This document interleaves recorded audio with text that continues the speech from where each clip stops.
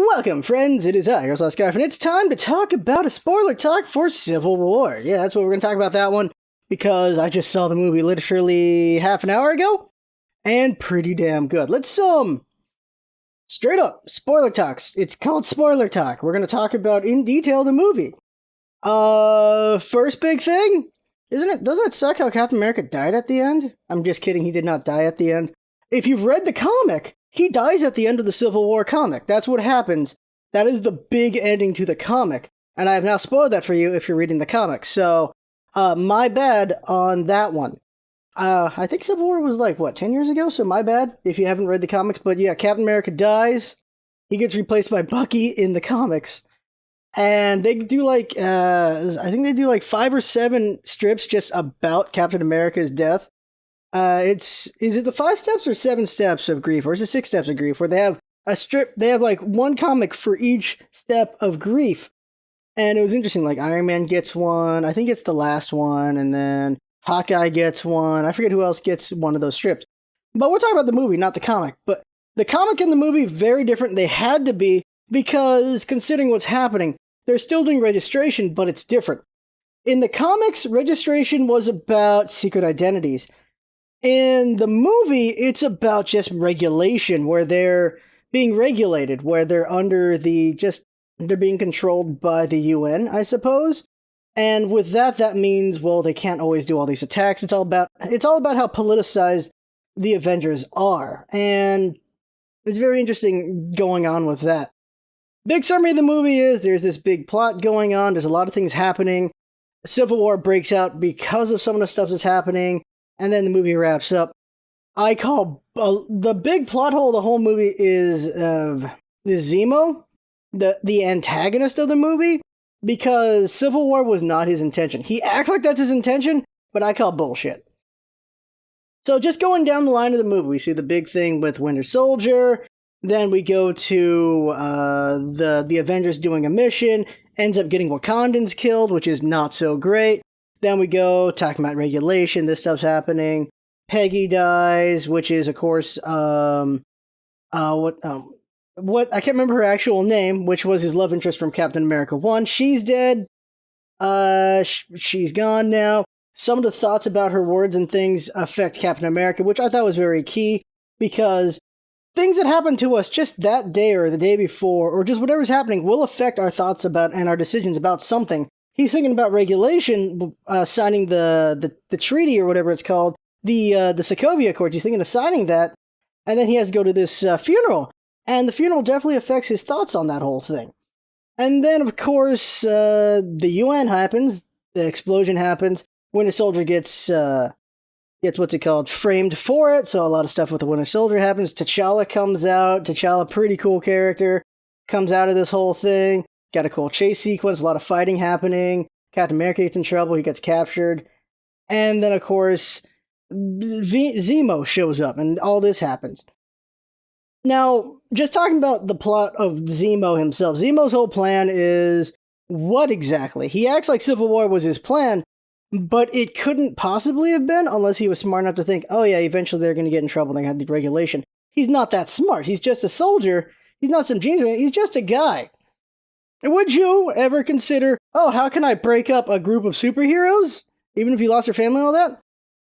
I like that they hammered it in double time, that people would blame the Avengers for their loved ones dying, despite the fact they saved the world. I like that they hammered that in a couple times, because Zemo's one of those people. That mother earlier that talks to Tony Stark was one of those people. It was very interesting, that VR situation he did earlier. They did a lot of things to just set up Tony Stark's mindset. They put Tony Stark under a lot of stress to set up his whole mindset of why he's kind of just not so easy to deal with, and why he's a bit unhinged. Not as unhinged, but just really stressed out in the head. A lot better than I'll say they did with Batman set up for BVS. But the whole plot hole is Zemo. He's a big plot hole to me, because there's no way he could have planned for Civil War to happen. His whole thing was maybe cause a bunch of trouble with the Winter Soldier, and hopefully get... How the hell is he going to get Iron Man and Captain America and the Winter Soldier, all of them, to end up over at this place? I think his hope was to get Iron Man here to the final area of the movie. Like, there's a lot of fighting happens between now and what's going on, what I'm saying, but you saw it. I hope you saw it. A lot of really good combat just between trying to prove that Winter Soldier is not the bad guy, that he was framed. All that fighting was really cool, but then we end up at the final place. And this is the only part of Zemo's plan, but even then, how did Zemo know about what comes up here? 1991, I'm assuming Zemo has the idea that he knows that the Winter Soldier had killed the Starks, and the only way we can know that is maybe he had some information from being a soldier. He knows that Winter Soldier was active that time, the Starks are dead, so he thinks maybe there's something there. But how could he know there's a tape? How could he know that there's a tape of what happened? How could he know Hydra knew that, like, just had the recording of it? How could he know that? He can't possibly know that. He brings them here, he finds the evidence he needs to get Iron Man to go after Bucky, to go after Winter Soldier, to get him to want to kill Winter Soldier. But how could that possibly be enough to cause the schism that he wants to cause? Sure, Winter Soldier is the best buds of Captain America. How could Zemo know that at all? He can't possibly know that. Even if, like, Hydra has that information, why would he have that information? He just happens upon all these things that conveniently lead up to what he wants, ultimately, but there's no way he knew a lot of these things were happening. He's investigating what happened in 1991. He's trying to find Winter Soldier's super base. I don't know how the hell that connects to him trying to reveal that Winter Soldier killed Stark's parents. Like, it's just a really weird... There's not enough there to make sense of what the hell Zemo's doing. That is my big plot problem with the movie. Everything else I think is fine. That's my big plot problem with the movie, is that, because I feel like they did a good job of setting up why Tony Stark is a bit out of his head, where he's a bit stressed out, because he's having a hard time with Pepper. He sees the guy who killed his parents, like, he's right there, and he's dealing with the regulation. There's a lot of things stressing out Tony Stark. And all that happening, it helps with his character. Captain America, they do quite a bit to develop why Captain America has his motivations as well. He has the funeral, which is he just pushes him forward. We also just have who he is as a person. We've seen his character throughout these movies, and we know what kind of person he is, and we get why he would feel that regulation just wouldn't work out, because he's seen regulation fail. He was at World War II, and politics did not make World War II that pretty, now did it? And that's just been a thing. That's always been a thing, is war being politicized. That's never been all that great, so having the Avengers be under a council of, 140 nations and all that stuff, who knows what's going to really happen there, what's going to work out. And we have basically a battle of ideologies between Iron Man with his side and Captain America on their side. And it's the battle of ideologies of individuals and Captain America's belief that they can do things right as long as, they're keeping their head up on tight. They're not trying to be corrupt. They're just trying to do their job. While Iron Man is of the belief of regulation, in that committees and all that stuff will do better. It helps shift the blame, because they're doing things under orders of somewhere else, which is also interesting in that the Avengers can do stuff under orders, while Winter Soldier did something under orders, which was kill Tony Stark's parents.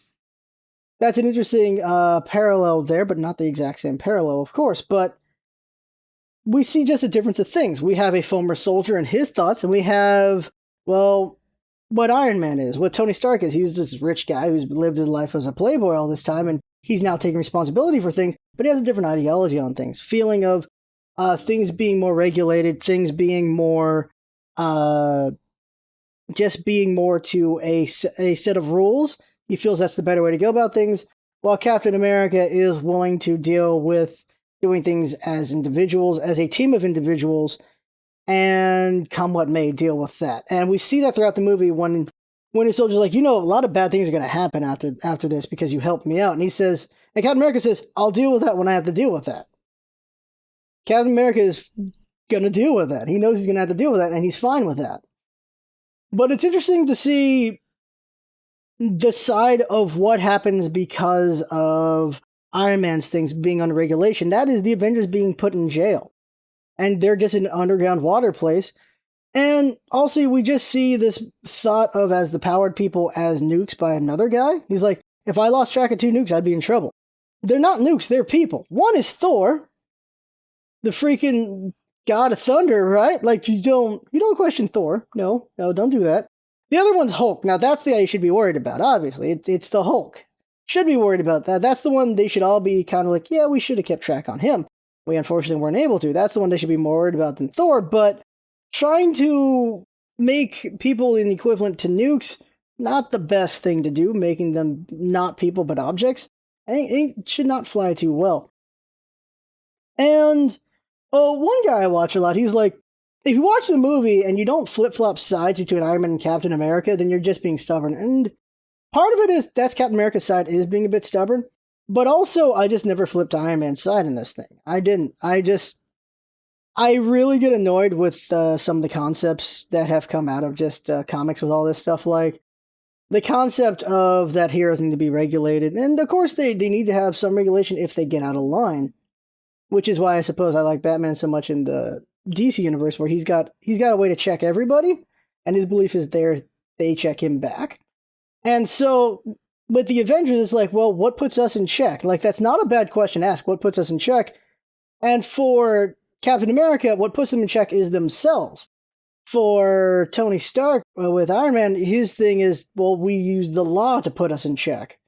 So it's more, I suppose, a bit of just relative justice versus absolute justice in a way. It's a bit of a differing views on that, where Captain America's like, if something bad's gonna happen, I can't not go there. I want to go save people. I want to go not let people get killed.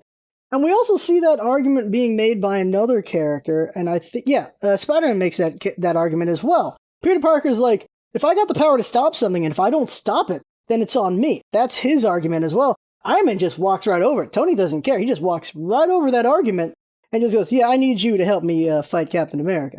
Just steps right over it. It's like, this is just...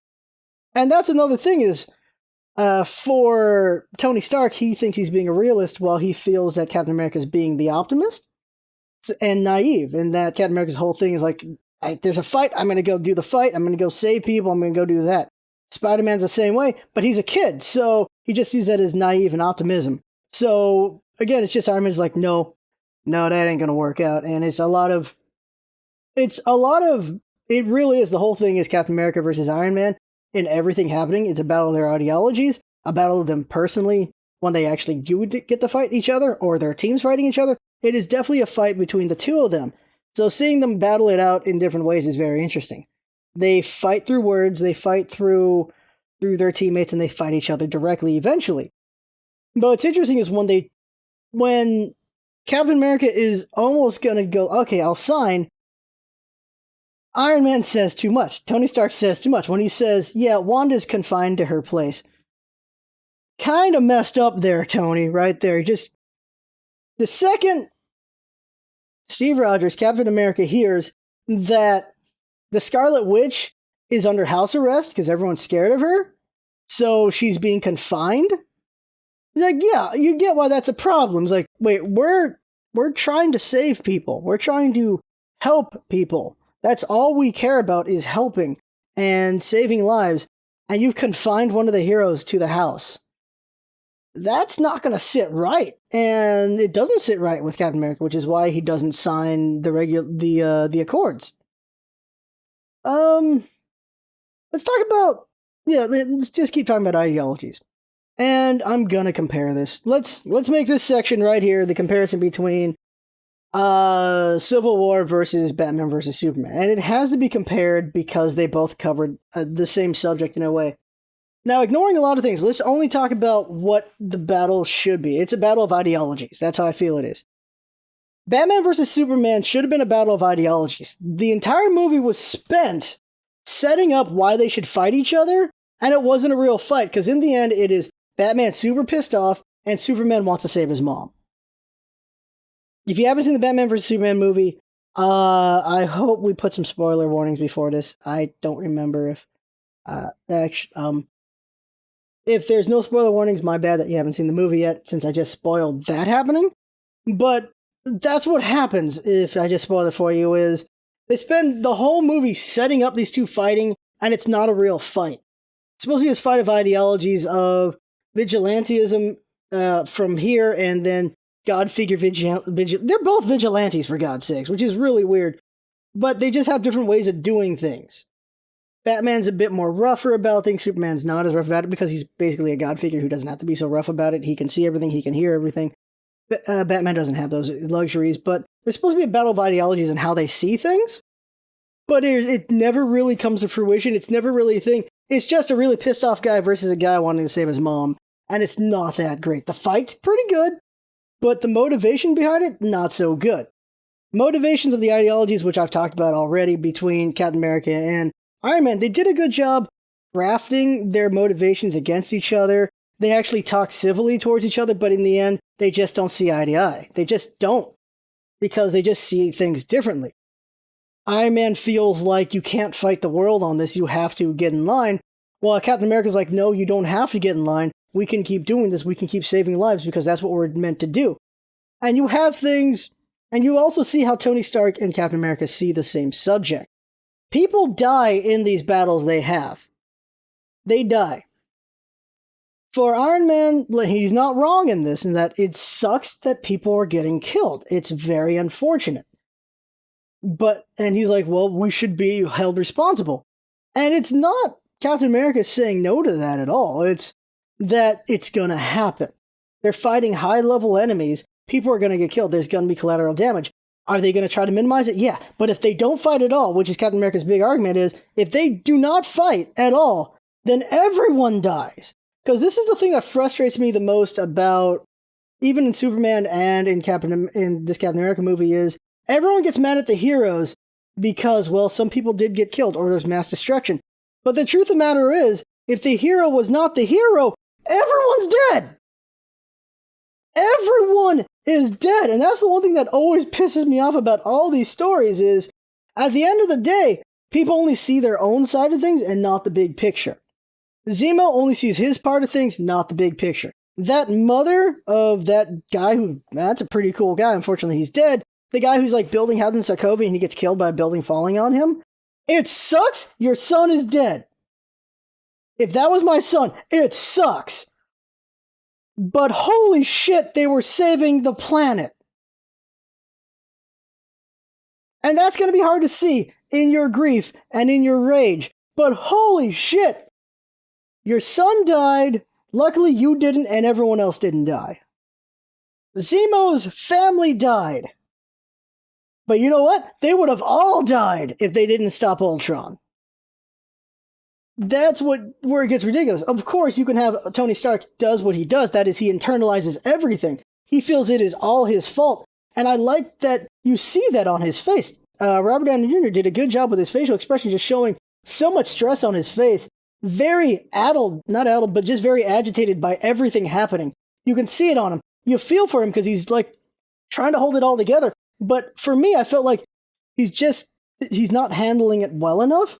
He wants to handle things, but he's not handling it right, and it's tearing him apart.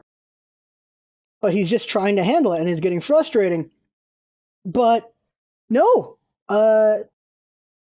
people died, but not everyone died. Same thing goes for Superman. People are so pissed at Superman for some weird-ass reason for the things he's doing, but okay, he's saving a kid out of a burning building, he's saving people from a flood, he's saving lives everywhere throughout the movie. They're just like, here's another example of Superman being amazing in Batman vs. Superman. Here's another example. And people are like, he needs to be held accountable for saving people?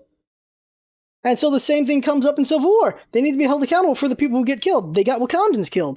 Like, Scarlet Witch, in that situation, that thing happening is like, oh, damn. And you get it. You get why people would be mad. But at the end of the day, their mission statement is save lives, save the world. They save everything. They try to. But they can't be perfect. They're not gods. They're powered people, but they're not gods. Even Superman, who's god level, can't save everybody. He will try his hardest, but he can't save everybody. And the same thing goes with that. And so it's just this battle of the ideologies of Captain America's like, yeah, we can't save everyone, but if we stop trying, we save no one and everyone dies. Well, Iron Man's like, we got to be put in line because bad things keep happening, and we need to be held accountable for that. But if they get held accountable, everyone's in jail and no one can fight, and then they're all dead. So what the hell? Does it become a Ghostbusters situation? If you've never seen Ghostbusters, oh my god, I'm old. In Ghostbusters, the Ghostbusters have been stopping ghosts left and right. Then they get arrested, and then all hell breaks loose, and they get taken out of prison to go save the day. Is that what's going to happen in freaking Marvel? If that's what happened, where everyone got regulated, they got arrested, and then, boy, everyone's in jail. Big threat happens, and then, okay, everyone's got to come out and stop it now. Okay, go back to jail. What's going to happen there? Or you can just let them be free. Seen a lot of movies. And so the villains in both movies are weak. Zemo's weak. Jesse Eisenberg, weak. I don't care if you like him, weak performance. Weak freaking... He was just being Jesse plus 10%. With a Luther bent. No. But introduction to characters, Gal Gadot getting introduced pretty good. Spider-Man and T'Challa getting introduced pretty good. They did a good job in Civil War introducing those characters. And I think it's enough talking about Batman versus Superman and Civil War. I'm just saying Civil War did everything better. The characters were better. Like, the acting was even... I'll say even just because the acting was great in both movies, the writing was weak in Batman vs. Superman. The combat was pretty good in Batman vs. Superman, but Civil War just does more and does it better. I will say the camera work is much more... I'll say his camera work is better in Batman vs. Superman because Zack Snyder knows how to shoot a movie. He does some amazing shots. Civil War had moments where I got a little bit lost in what's happening, but for the most part, you knew what was happening. But that camera work is pretty good, but it's not like this amazing cinematography that Zack Snyder can do. I will give him that. But the movie was better in score. It was better in writing. It was just better in how the fighting happened, how everything was spaced out. It was just done better, except for Zemo. I feel like that whole thing, just him setting up Civil War, just did not buy it. I feel like he just happened upon things. There was a lot of conveniences for that to happen. Just like at the end of the movie, the big convenience of why Tony Stark could never, ever be on the same side as Captain America, kind of, when it comes to this one subject. And that is because the Starks were killed by Winter Soldier. By the way, I want to see this in the comments. I want this in the comments. When did you get that was going to happen? Was that a big twist for you, or did you catch that early? Obviously, at the start of the movie, you see this happening. You're like, okay, something's happening here. They didn't show who Winter Soldier killed, so that's going to be important. But we also see these 5 things. That's going to be important also. Those 2 things are going to be important. And we see what they are. One leads into more soldiers. And I'm like, okay, there's that. But we still haven't talked about who was in the car. Now, here's the thing. This is early on for me. When Tony Stark, the mom and dad thing, the last day he saw them before they died, they were in the car. The second I saw that scene, like, when he's talking about this last time he saw them, they're in the car. Right there, I saw the setup for it. That early in the movie, I saw the setup for Winter Soldier killed Iron Man's parents. Now, how is he going to learn this fact, and how is this all going to come together, and how is he going to be a problem because of that? How is this going to make him an antagonist? Basically was the question I had from that point on for that thread of the movie. For that thread, I was like, okay, so how's this going to come together? And it didn't come together as well as it could have. But it's still, that scene happening, you're like, okay, you can see, you see a couple things happening. The acting's great in this scene. You see Tony Stark, the horror on his face of, oh my god, seeing his parents, how they died. Captain America going like, oh no. Oh, I know where this is gonna go. And Winter Soldier, like, he's got the gun, he's like, he's seeing what I think he's seeing. I think I know what he's seeing right now. This is not gonna go well in a second. I'm gonna have to hope that he does not get pissed off in the next 10, 9, oh great, he's pissed. Okay. Like that, they did it pretty well. I felt the acting was very good there. And it's all about facial expressions for that, because it's all about emotion and seeing it. And just, the breathing patterns just felt very angry and everything. It worked for me. Just the way they were acting in that scene was great. You knew he was pissed and that things were going to go badly. You knew it was. And which is why it's a great scene where he's like, I don't care. Where he's like, because Captain America says he was under mind control. He wasn't himself, and Iron Man's like, I don't care. And he don't. Like, he has had a very bad couple days. Like, this is just, there's the cherry on top of it. He's having a hard time with Pepper. Regulations happening. Rhodey's been freaking crippled. And this happens. He learns how his parents were killed. He actually gets to see how they died. And he angrily says, he killed my mom. Like, Captain America's like, I don't care. He killed my mom. I'm going to kill him, basically.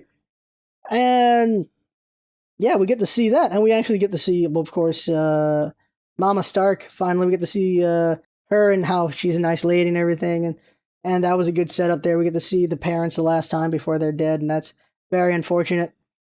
And just writing is just better. Because you have, what's it, Howard Stark? Howard Stark just saying, help my wife before he gets killed.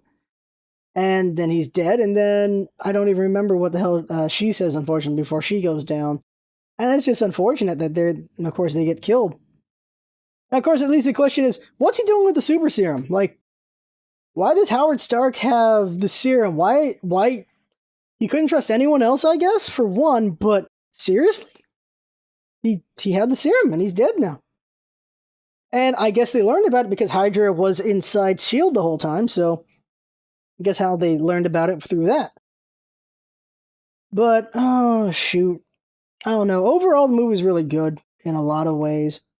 Now, let's talk about I've already talked about Captain America and Iron Man for those parts, so let's talk about other characters. I think the new characters are the ones we're talking about first, and that has got to be Spider-Man and T'Challa. T'Challa is a badass guy. Pretty badass.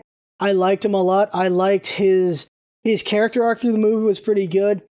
He goes from just vengeance demon to a man that recognizes what vengeance does to you. And luckily, he got saved from doing the wrong thing.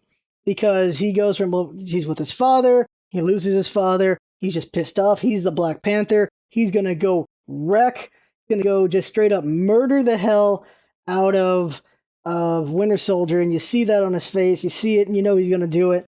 And the fighting was pretty good with him.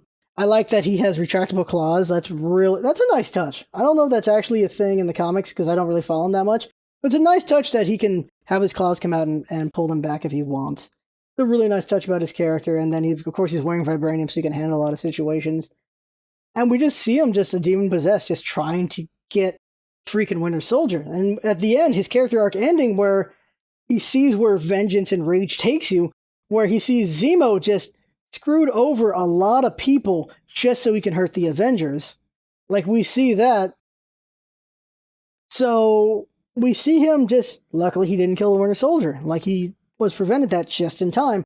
And he gets in there and he stops Zemo, and that was a really nice scene there for him. T'Challa's a pretty cool character. I'm curious what his movie would be about. I definitely am curious about it. So this is a really good introduction to T'Challa, so I can't wait to see his movie for sure. Other character being Spider-Man. And I've got to agree that I like this Spider-Man. Like, when he first came out, like, another Spider-Man, really? But he's pretty good. Like, he's young, he's a kid, and you see that in everything with him. He's very energetic, he moves like, the way he talks, the way he moves and everything is as a youth, as it should be. Like, he's this wide-eyed, kind of naive character who has powers now. He's only had powers for 6 months. So we've skipped the origin story, thankfully. It'll probably still get talked over during his movie, but we get to see who he is. We get some idea of who he is, because I already said before, his idea is, if I got the power to stop something bad from happening, if I don't do it, then it's my fault. We get a glimpse into who he is right there. We get an idea of who he is right there, and then he goes, and he joins Tony Stark, and he gets into this fight, and he does it like a kid. He's fighting Captain America. Captain America is asking him questions, and he's saying things, and he's asking him, why are you fighting? He says, well, Tony said you'd say that, or whatever, and that you think you're right for the wrong reason, so you're wrong, so I'm here to help, and that's what's happening there. And they have their fight, and it's pretty impressive. Spider-Man's all over the place, fighting everybody pretty much on the other side. The only one he doesn't fight is Scarlet Witch, from what I can tell. I can remember, I don't think he didn't fight Scarlet Witch, but he was all over the place. He was just being very chatty. He did a lot of talking, and I like how the characters reacted to his talking. Like, what's his name? Bird guy. What's his actual name? Hawk? No. Falcon? Isn't it Falcon? Isn't it Falcon? I'm gonna go with Falcon right now. Um, him going like, there's usually not this much talking in a fight. I like that there's a reaction to that. And I do like when they finally take down Spider-Man in that situation. It's just Winter Soldier going, you couldn't do that sooner? And Falcon just going, I hate you. I like that little interaction between them there. And that big brawl is pretty good, and I'll talk about that eventually, or just talk about it now. That entire brawl was amazing. That brawl was really good. A really nicely done fight. People doing combinations on each other, people protecting each other and helping each other out in that fight. That was really good. And then they're just testing each other. And I was really curious about Hawkeye and Black Widow. I'm like, what's going to happen when they fight? And it was better than I thought it would be. Because Black was like, are we still friends? And Hawkeye's like, depends on how hard you hit me. And then they fight a little bit, and she gets the upper hand, and then Scarlet Witch knocks Black Widow off. And she says to Hawkeye, you're pulling your punches. That's why you lost right there. And he's like, yeah. And so that was a nice interaction between those two, because of course, they're basically best friend, like they're work best friends. And like one of the kids is named after her, and she knows the family and all that stuff. And part of it is me thinking, Hawkeye knows even if he gets in trouble, and even if things go wrong, he knows that because she's on the other side, she'll take care of his family anyway, because she's a big friend of the family too. So I feel like he's a bit secure about it. And he's also fighting for a reason. Let's just talk about Hawkeye. Why is Hawkeye here? Well, he's teamed up with Captain America, and he's basically believing in Captain America's side of things. And you get that sense of him just because of the way his character is, how he's a bit of the lone wolf kind of character, and how he does things, but he is a team player as well. And just in his belief and just about the mission that they got to save lives. And you get how it'd be both sides are being realist. Like, he's being a realist the same as Iron Man is, but a different kind of realist. And that he's being a realist in that what happens when you bring government into it. And he definitely sees it when he's in jail. When he gets put in jail, he's like, yeah, right here. This is what's happening. And Iron Man's like, well, didn't you think of your family? And the frustration on Hawkeye's face about this, like, it's obvious he's doing this for his family. Because the Avengers get under control of politics, and we see how politics usually don't work out too well. Yeah, you get why he was a bit miffed about how Tony Stark he's just that much believing in his side of things, and he just doesn't even recognize this prison happening right now. Even at the end of the movie, he's still fine with the prison. He's still fine with his buddies being in jail. People who helped him save the world being in jail. He's still fine with it at the end of the thing. Thankfully, Captain America isn't. Question is, how did he learn about it? I'd assume he learned about it from his CIA girlfriend, who I'm assuming is the blonde chick from Civil War, the comic. In the comic, she's the one that kills Captain America through mind control under Red Skull, who isn't around in the Marvel movies. As far as you know, he's dead or got transported somewhere by the Tesseract. We don't know what the hell happened to him. He's probably dead. He either got burned by the Tesseract or he got transported somewhere else. That's the thing is, I don't really know. It's always been ambiguous to me because he looks like he just goes up because of it, but that could have been him being vaporized up. You could take it either way on that one, but to me it was he got transported away. A little bit of mentioning about the Infinity Gems, but not really the Infinity Gems, just that there's a powerful gem in Vision's head, and he talks about powers. And you get this sense, of course, with Vision and with Scarlet Witch, and I don't think they did enough to buy the relationship. We get that Vision has something for her, and I think she thinks it's either cute, or at least she gets some sense that he cares about her, but I don't think she gets the sense that he's into her, because he's not sure why he feels the way he is either, because he's, of course, like a part machine man kind of thing going on there. And the question, of course, is he going to die later on when Thanos takes the gem or not? Like, that's a question. That's a good question, I think. But yeah, she's the only answer for him, so it was great to see that she takes him down a peg. And, of course, we see a difference of ideologies going on there, where again, going on with this time with the ideologies of fear, where she has a statement of, it's not the world's fear of me that I care about, it's my own, or it's the only fear she can control is her own fear. She can't control whether the world is scared of her. She can only control what she's scared of and what she's scared of doing and stuff when she takes down Vision. Because she takes him down, literally. That was pretty good. That was a pretty cool scene right there. And it was nice to see Hawkeye do his setup for trying to deal with Vision. And you knew how that was going to go. Hawkeye, when he shoots the arrows, you're like, okay, that's a plan for something. I don't know what, but that's a plan. Vision shows up, he shocks him, he just stops him for a second. He's like, come on, we got to go. It's like, I got to give you another pep talk. Got to give Scarlet Witch another pep talk. And then, of course, Vision easily stops him, and he's like, yeah, I knew I couldn't win this fight. I was relying on her to stop you. I really need her to stop you right now, and she does. Scarlet Witch has gotten more powerful. Her abilities are a lot cooler now. Like, just being able to do more with them, it's been pretty cool with her. Her character arc it doesn't get completed, though. Like, her character arc does not get completed. That's something for later, I guess, because she's scared of what her powers can do. It doesn't sit right with her that everyone's scared of her, obviously. What hero wants to be scared? People have been scared of them, right? Unless you're Batman, he's fine with that. But people were scared of her. And that bugs her, of course. Why wouldn't that bug you if people were scared of you and you're just trying to save the day and help everyone? And then she gets locked up and she's just stuck in jail, and that's the last we see of her. Like, after the fight and we see her and Vision share kind of a moment, she's just in jail and she's tied up and she's just stuck there, and that's it for Scarlet Witch. Her character arc did not get completed, unfortunately. Her mini character arc gets completed where she's just stuck at the house and she's scared and she stays there because she doesn't want to scare people. She's scared of her own powers, but then she's like, okay, I'm fine with my powers, let's just go do this, requiring another Hawkeye pep talk. But that's it for her, and that's unfortunate. Character arc for Black Widow, she's the middle ground for everything. She's what grounds the whole thing. And I feel like they're trying to make a Black Widow movie happen because she kicked so much ass in this movie, and she was such a central character in the movie. I feel like they're trying to make that movie happen. They're trying to get people to convince that, yeah, we want to see that movie. And I'm curious about a movie with her. Because she's a very different Widow from the comics. Black Widow is a very different character in the comics, for damn sure. So, Scarlett Johansson, Black Widow, yeah, I want to see that movie. I want to see their take on it, because I think it would be interesting. I think it'd be pretty good. We've seen little glimpses of her here and there, but of course it'd have to be a spy kind of movie. And I wonder how good the writing could be for that. I really am. I'm curious how that movie would go. I don't see the movie in my head how it would go, because I'm not a big Black Widow fan. But I'm definitely curious.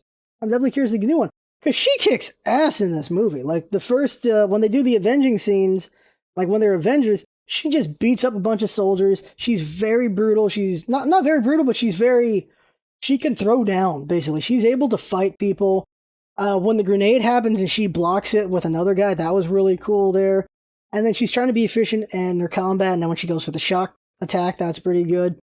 And then later on, when she's in the big brawl, we got her fighting, of course, she's fighting Hawkeye. Oh, another thing with Avengers scenes, when she's taking on those two guys in the street, and she grabs them both in the air, that was a really cool scene. That was a nicely done scene there. We choreographed that, wow. But when they're in the big brawl, it's basically she does things here and there, but she's not a huge player because she doesn't have a lot of powers. She's important, of course, when they get to the jet. But most of her stuff was just her and Hawkeye, really. She contributes here and there, but she wasn't a big contributor. And Hawkeye wasn't a big contributor either. He just did a little bit. He was more of a distraction, which is really what those players are. When the lesser-powered people are more for distraction, or they find a good shot to do here and there. That's what they're good for, or they're good for other things. And I think both are utilized pretty well. Another character to talk about. Well, let's go over to Ant-Man. Paul Rudd. I think he was used... I don't think he was overused. I think he was used sparingly enough that he was used pretty well. When he meets Captain America, that was great. When he's in the fights, when he goes small and he does a bunch of different things, he's like, here, throw this little truck at this thing, it'll be big, it'll be cool, it'll stop them, and it's a big explosion. He's like, oh, I thought that was a water truck. That is a great scene. Like, I really like that. And then when he gives Iron Man trouble, when he gets in there, he gives him trouble there, and he brings down, of course, he actually takes down Scarlet Witch for a sec. Not Scarlet. She takes down Black Widow for a second before she shoots him out. So that was a nice touch as well. How he's causing trouble here and there. He's like, oh, we need a big distraction? Well, I have a thing I can do. I've done it once. Might be able to pull it off again. And he does, and he becomes a giant guy. And he's kind of having fun doing things. And I felt like there was a missed opportunity joke when he gets a truck and he's swinging it at a War Machine and it gets destroyed. And he just drops it. I really felt like that was a time for a joke. He's like, and he just swings it, he gets destroyed, and he goes like, huh, well, there goes doing that attack, or something like that. And he just was used pretty well, I felt. He was kind of funny here and there. Like, he was used sparingly enough that he was funny here and there without being annoying. He does some things. He gets in some hits. He gets hit quite a few times. He gets brought down. And I like that scene with Spider-Man where he's like, you know that old movie with The Empire Strikes Back? And like, where'd you get this kid? He's like, I don't know. He's a younger generation. And just, look, I didn't really do a big background check on him. And he's like, you know that old movie, and you know, with the walker things and when they rope it at the legs? It's like, oh, that's a good idea. And then, of course, they tie up Ant-Man's legs and he falls down. He's like, ow, that hurt. I'm surprised none of them brought up the law of, I can't remember what the law is, but the bigger they are, the harder they fall. So they didn't bring that up. But yeah, that had to hurt when he went down. One thing that's kind of weird was Black Widow versus T'Challa. When she just shock stuns him, he's like, and then he runs forward, runs forward, It's kind of comical how she just keeps shooting him and stunning him. Like, she just keeps stunning him as he's running forward. It's like, come on. It was silly, and I think it could have been done differently, just to make it better. Or it should have been done comically, which, of course, would hurt T'Challa a little bit because he's such a serious kind of character. But I think they need to do it a little bit differently because it was just silly how she just kept stun shooting him repeatedly. Like, stuns him, and then he's like, yeah, and then he's not stunned anymore, he runs, and then she shoots him. Then he runs, and he shoots him, and it's comical. But I don't think it was meant, if it was meant to be comical, it was an awkward comical. Like, I think they could have just done it better for comedy, or for action, or just something, just differently. Who have I not brought up? I think, is War Machine the only character I haven't talked about? Oh, Vision. Vision, we get a sense of who Vision is, but he's very much an enforcer kind of character. For Vision, he very much is, he kind of is just daddy's boy in a way when it comes to Iron Man. Like, he follows orders, he falls in line. Whatever Iron Man says is the thing he does, and he just completely believes in it. Whether or not he's just following orders because that's also what he agrees with, or it's because it's Tony saying it, is a question there. Because, of course, he is partially Jarvis and stuff, so that's a good question there, I think, is why? One thing it brings up was an interesting thing I actually talked about with Jinx, and that is this concept of action and reaction in a way. Iron Man shows up, he's a hero, he deals with a bad situation, bad guys show up, better heroes show up, not better than Iron Man, but more strong heroes show up, more strong villains show up, and both keep happening. So it leads this belief in, if the heroes go away, will the villains also go away? It leads to that question, because if there's nothing really strong to fight, will the villains stop being strong and will we go back to normal? And we've seen other movies deal with that. We've seen, like, The Incredibles deals with that. The Incredibles is, heroes can't be heroes anymore, and no one's a hero anymore, and supervillainy stops happening. It just does. It just stops happening for some reason. It's not like they killed all the villains. Like, there's still villains out there, but they just stop happening for some weird-ass reason. They never say all villains have been captured or anything, if I remember correctly. Villains just stop happening because the heroes stopped. And we see that idea practiced in a lot of other places as well. Like, I can't remember any examples right now. Crap, I had a bunch of examples in my head because I've seen it in other things. Where the whole idea is, well, if we get rid of the heroes, then the villains will stop happening. Like, we've seen this concept a few times. I can't remember the other examples, unfortunately, besides Incredibles. But that was a conversation me and Jinx had. I'm like, no, I call bullshit. All the heroes disappear, the villains are still there, bad things are going to happen. Oh, yeah, another one is kind of, Dragon Ball kind of covers this. When Goku dies, he's like, I'm going to stay dead. Don't bring me back. I'm going to stay dead because really strong guys keep showing up because I'm alive. So I'm just going to stay dead. Goku does that. That's after Cell. Goku's like, yeah, I'm going to stay gone. There you go. Then Busak happens. Goku's back. Strong people are back. So for them, it kind of does correlate, doesn't it? But, I think it is just War Machine. Also Falcon. Is that his name? It's Sam. It's not Sam Fisher. It's Sam Winston. Not Sam Winston. Sam. Let's just go with my man Sam. Like, his character was used, I think, well enough. I think he was a good balance to Captain America. Like, he's mostly cohort with him, but he's like, how do you want to do this? And he kind of just shares kind of what the audience would have asked Captain America if they were with him. Like, you sure about this? Like, things are gonna go south. It was like this. Like, he kind of grounds things a little bit with Captain America, just like how Black Widow grounds things with Iron Man. So I thought he did a good job there. And he did a lot of little fun things. I liked that his little robot has a name. He's like, come on, say thanks to the robot. And when he hits Iron Man in the face with it is hilarious. I like that part. He's like, oh, right in the face with that. I thought he did a pretty good job with his stuff and that he has some tech that he can do, because we see him do just missiles go up and down. He's got a targeting system, basically. He can fly, and he can be brought down from flying, like when Spider-Man brings him down. And he can use it as a bullet shield, which was pretty good. I thought they used him pretty well. I really thought they used him pretty well in the movie. And his point and his part in the prison as well was good there. The one character who I felt was not utilized well, and I guess they just couldn't think of anything with him besides crippling him, was freaking War Machine. Like Don Cheadle. Don Cheadle's an amazing actor. I like a lot of the movies he's in. He's done really good work. And he's good in his scenes, but what did he really do is the problem. He's another Iron Man is all he is. He's just there and he helps out. He does some fighting. We have him with his stun bat thing for a little bit, and then he gets crippled by Vision accidentally hitting him, which doesn't get covered as much as you think it would be. Like, Tony just is very forgiving about that. He blames Captain America for that more so than anyone else. It really feels like he blames them more than anyone else about War Machine getting crippled. And yeah, nice touch on him shooting Sam when he's like, I'm sorry. The thing is, it's more of him saying, I'm sorry that happened because we were fighting, than I'm sorry I caused that, because he dodged a shot coming at him and it hit War Machine. A shot from Vision. And I don't really get the whole thing with Vision's like, I'm sorry, I was distracted. No. Partially I get because he could have flown up to help out, but when he did his laser eyes, he was on target. His problem was, he's shooting laser eyes from way the hell back there. Of course, dude's gonna dodge it.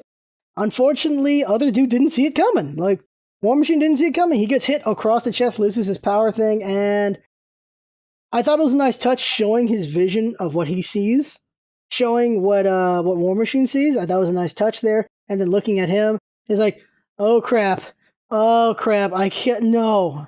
And then hits the ground. And the fact that Iron Man and Sam were not able to catch up, that's a surprise, though, considering just how fast Iron Man can fly. I really thought they'd be closer when they didn't catch him,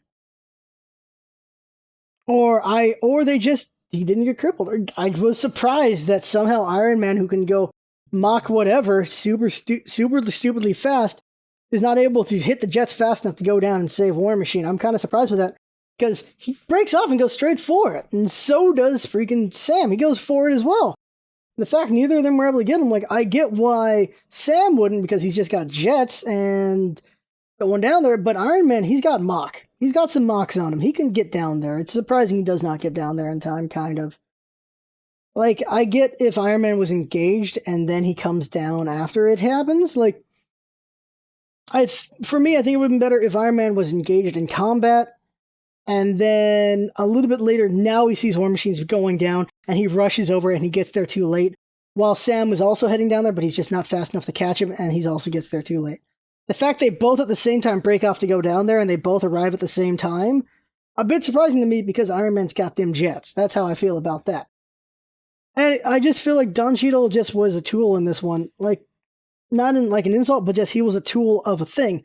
He was there to get crippled. They weren't going to kill anyone, because quite a few people die in the Civil War comics. Quite a few people, not just Captain America. A lot of people die in that, but he was a tool for just pushing it forward, in getting Iron Man more stressed out, and also in reinforcing what Iron Man believes in, because at the end of the movie, he's like, even though I got crippled, I would have gone this way. I agree with what we chose. I agree with what we did.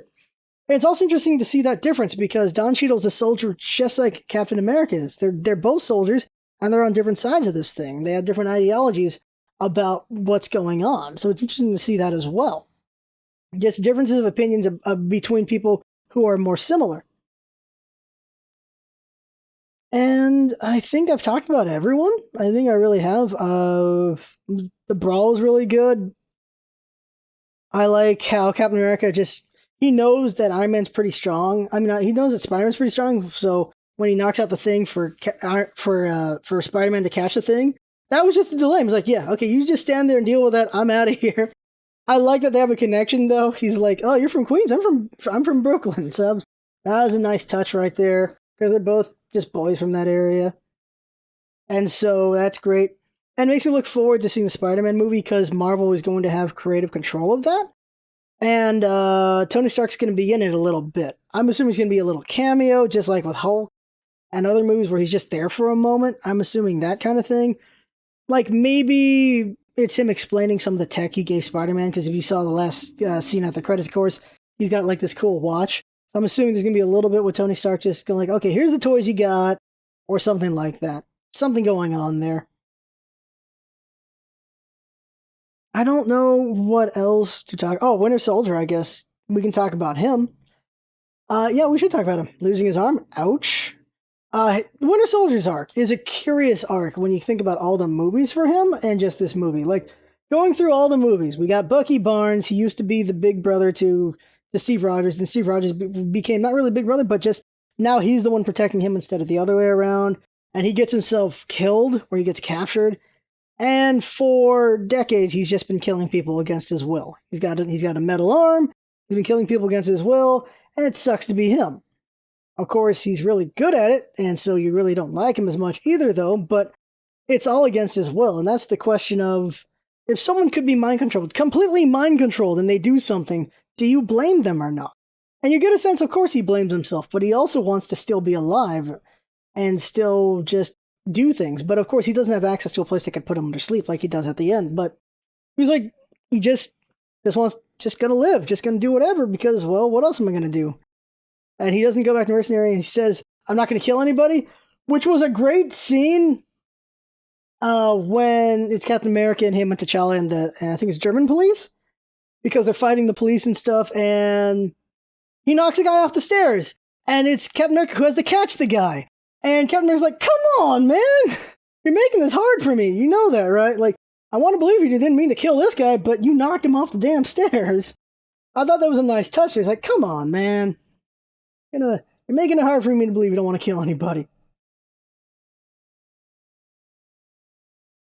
And that's the one thing with Zemo where you get how he's trying to set things up. But also it's just, at the same time, is when he reveals, like, he purposely gets them to see that the Winter Soldier was framed, so that Iron Man, hopefully Iron Man, who it might not have even been Iron Man, comes over to the base to see the tape. Like, you see that he had some plan there, because we see the bomb earlier. He had a plan with the bomb. Like, we know we got that part of, we know he's planning that part because he wants a Winter Soldier so he can go to this base and do that stuff. But again, I say he had no way of knowing about the tape, and he had no way of knowing about this or that. He's just learning things, and he's playing it as he goes, pretty much. And it works out for him. But there's certain things he just did not know. There's no way he knew Iron Man would be the guy who comes. It could have been they send someone else, or with that information, they don't send Iron Man, but they send another group there. They just send soldiers over there instead of Iron Man. That is perfectly possible. So it's just a bad plan by Zemo, which I just don't agree with.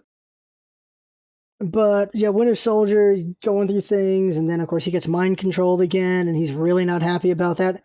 Like, we see him, he just flips out, he's like, no, I don't want to get mind controlled again, and then he fails in not getting mind controlled again.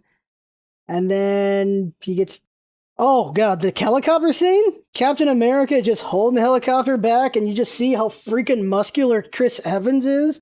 We see that the full physique of him when he's doing that.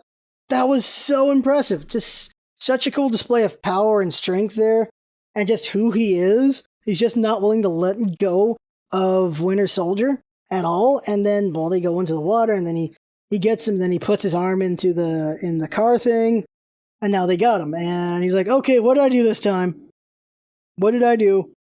I found that interesting about Winter Soldier. He's like, oh, great, what did I do? Because he was under control, so he does not know what he did. Though he also says later on that he remembers everyone he's killed. So I guess he has some idea, but also not, I guess. Or he was playing them a little bit, going like, so that they will trust him. He's like, okay, what did I do this time? Instead of he knows what he did.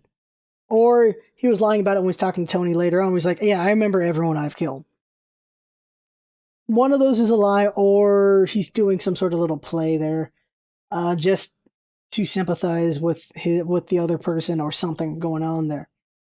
But there was a nice touch of Bucky and Steve just talking to each other here and there later on when he's got some of his memory back, which is great. And boo, him losing his arm.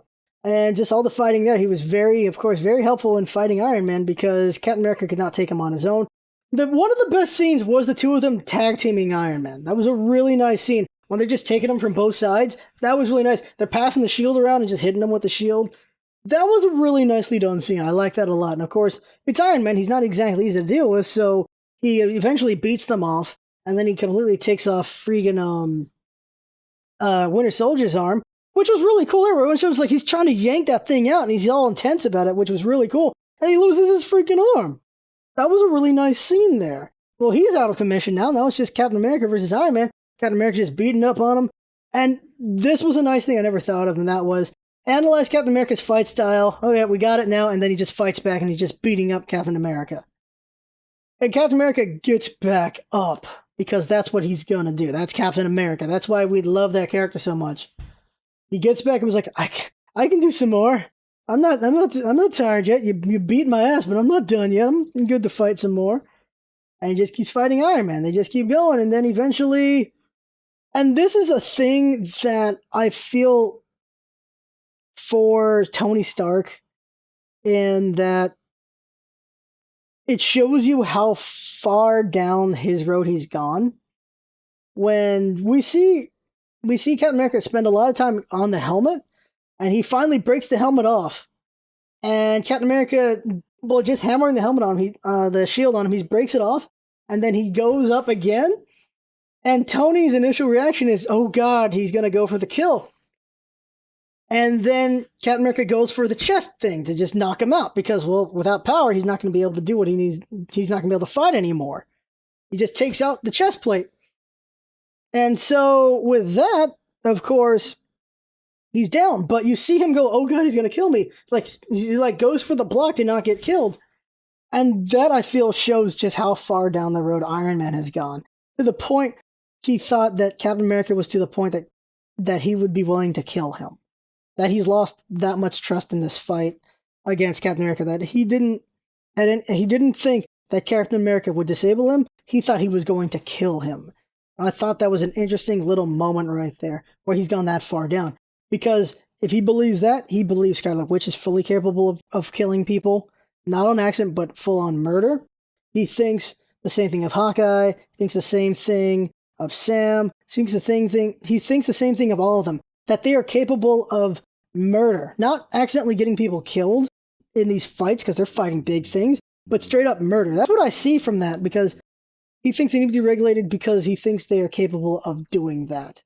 And of course they are, but the belief is you got to believe in your people that they will not do that, and that's where the difference in ideology is, because Captain America says that. He believes in individuals. He believes that they will do the right thing. Given the chance, they will do the right thing. And that's why he's on his side of things, while Iron Man is on the other side of things. And so it's always the battle of those two ideologies. I felt they did it very well. I really felt like they did a good job of putting those two ideologies against each other and just seeing them fight. In the end, of course, Captain America wins. This is a Captain America movie, but he kind of has to win that fight, because if Iron Man wins that fight, well then there's really no hope for the rest of the Avengers who are in jail. That's really what had to happen there. Or they could fight to a draw. In the comics, what happens in the comics, just in case you're never going to see the comics, it's bigger. It involves freaking Namor and his people. It involves, I don't remember the mutants. Oh no, the mutants are pretty weakened at this point, so they're really not that big a thing, but some of them are involved in it.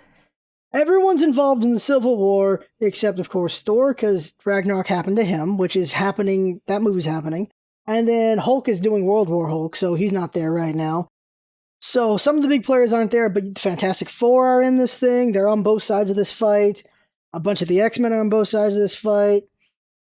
Of course, Deadpool's on one side, Cable's on the other side, because of course they are.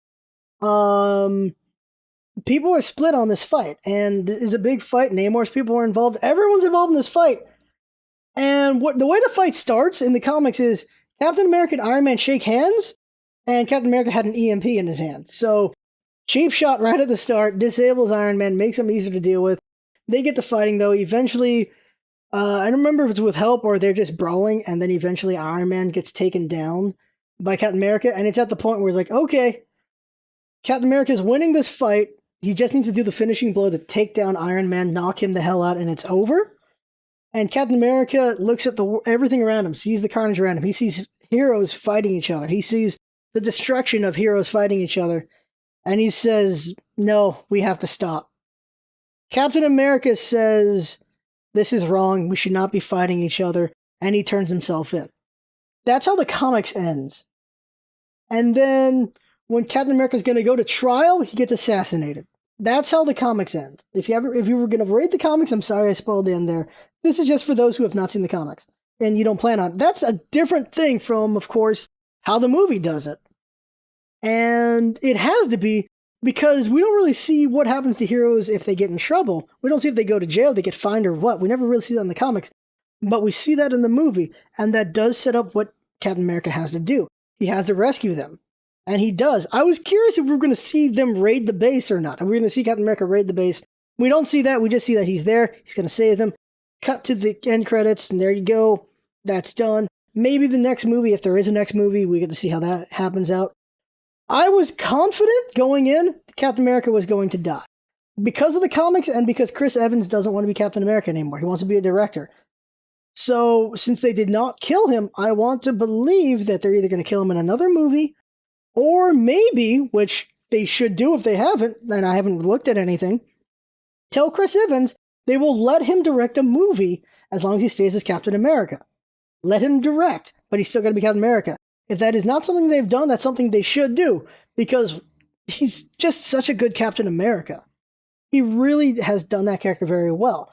Oh, freaking Robert Downey Jr. has done Iron Man so very well, and he wanted to be done after 3. Luckily, they've been able to keep him. I don't know if it's more money or what, but he's been able to stick around. They've been able to get him to stick around, which is great, because he's such a good Tony Stark. And that's the thing about Tony Stark. Like, this character is unhinged, and he keeps being unhinged. And we know he's mentally unstable. He has this alcoholism problem. He, of course, has depression. He has all these different problems with him, which is why it all adds up in Civil War, and it makes him such a believable person, while as going back to Batman vs. Superman, Batman being all raged out, not enough motivation there. There's some motivation, but not enough. We are not conveyed enough in that. But Civil War, I think, did a good job there. And the jokes are pretty funny. I think Avengers movies do a good job of being funny in points. Captain America had some funny points, but not a lot of them. It was a more serious movie, but not like a DC kind of serious movie. It was serious. And it had a lot of characters going on, a lot of plot points going on. But I think it worked out very well, except for Zemo. I just did not care for the villain. Did not care for him because I don't feel like this was some grand scheme. It was a lot of him making it up as he goes. Like, he had some plans going on, and we see that come together. But other things, he just pulled it out of his damn ass. He just pulled it right out. There's no other way around that. But it was a good movie. It is a superior movie to Batman vs. Superman. I love DC, I love Marvel, I love Dark Horse. I love all the comic book companies. I love a lot of comics. I read a lot of comics. I've read every issue of Fables. I've read so much Batman. I've read so much Spawn. I've read every issue of Deadpool except for like this year. I like so many different characters. I've read so many different comic books. I've read all the big crossover stuff. Like, I've read Civil War. I read House of M. I read World War Hulk. I've read all these things. I love comics. But, Jesus Christ, DC just Batman vs. Superman, not so good. Civil War, amazing. I cannot wait to see what they do with Spider-Man. I'm really curious how Doctor Strange is going to go, because that's coming out later this year. Very curious about that one. I am curious about Black Panther, how that's going to go, and Infinity Wars are coming, and how is that going to happen? How is Infinity Wars going to happen? I'm very curious. It's going to be a two-parter. That's going to be a pain on the ass. It's going to be a two-parter. We've only seen 4 of the 6 gems, right? Are there 5 gems or 6 gems? Mind gem, reality gem, time gem, power, 2 more. I'm pretty sure there are 6 gems. Pretty sure. Off the top of my head, pretty sure there's 6 of them. We see the power gem, which is the red one. We saw that in Thor.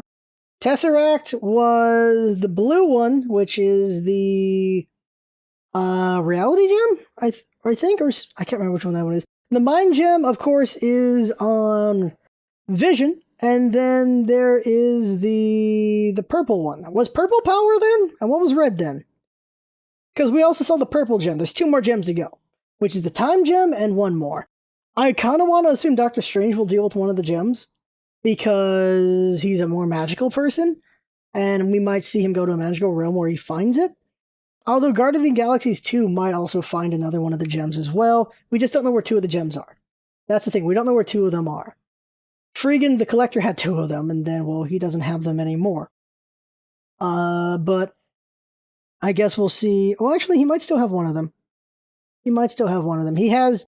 The Collector had the Tesseract and the purple one. He lost the purple one. He might still have the Tesseract. So he had 2, now he only has 1, potentially. Unless he lost it. And, of course, there's the Mind one, and then... Where's the red one? No. Thor gave the red one to him, right? To the Collector. So where's the Tesseract? Is Thor just holding on to the Tesseract then? Because Avengers, the second movie... No, the Tesseract... No. He got the Tesseract in the first movie, so where did he put the Tesseract after that? I can't remember. But there's 2 more gems. That's everything talking about this movie. I'm sure there's more to talk about. Like, little things here and there. But I talked about the movie at length in a bunch of different directions, and tried to summarize, did not summarize it well. Went over a bunch of the characters. I came in Captain America. I left Captain America. Like I said, some people felt that you should be swayed to both sides for different reasons.